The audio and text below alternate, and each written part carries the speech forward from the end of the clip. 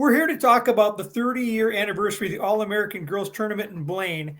And I was going to say, before the pandemic, more than 60 teams, more than 1,000 girls, all girls. But in talking to you about this, you were there for the very first one.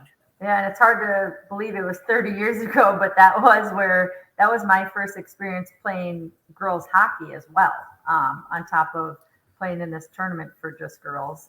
So for that experience, that was awesome for me because I was playing boys hockey in Roseville, and the Thoroughbreds had called me to ask if I wanted to play in this tournament, and then to go in this tournament and play against college teams that I remember playing was like Brown and Dartmouth, and it was like an eye-opener, life-changing tournament for me because I was like, I can continue to play hockey in college. And being from Minnesota, I never thought that because we didn't have the college programs here yet.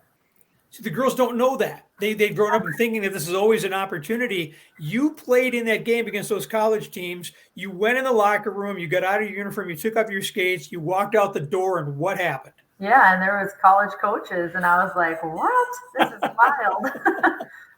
It was the first time I, had ever seen that or experienced it. And I remember the car ride home talking to my parents because I knew guys that I played with were going to have that opportunity, and I was like telling my mom and dad, like, "Wow, I can have an opportunity to continue to play college hockey and not be done after high school." So that was a pretty special tournament to me.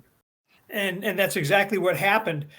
So now we have this tournament. As I said, before pandemic, 60 teams, more than 1,000 girls. You were kind enough to come out there a couple of years ago and be a celebrity out there and join that. What runs through your heart when you look around and see all those ponytails? Oh, I think it's amazing because back in the day, you'd walk in the rink and, ponytails would kind of stick out like, oh, there's ponytails. Like, it's a girl playing with the boys. And now to go out there and just walk into a rink and you have to figure out, is that girls hockey or boys hockey out there? Because the girls game has come so far too.